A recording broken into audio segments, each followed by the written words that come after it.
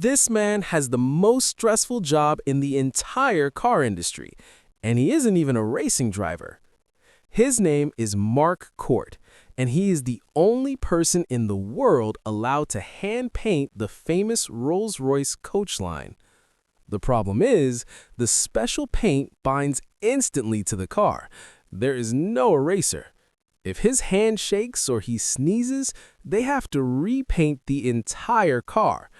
That is why he gets paid a six-figure salary just to have the steadiest hands on the planet.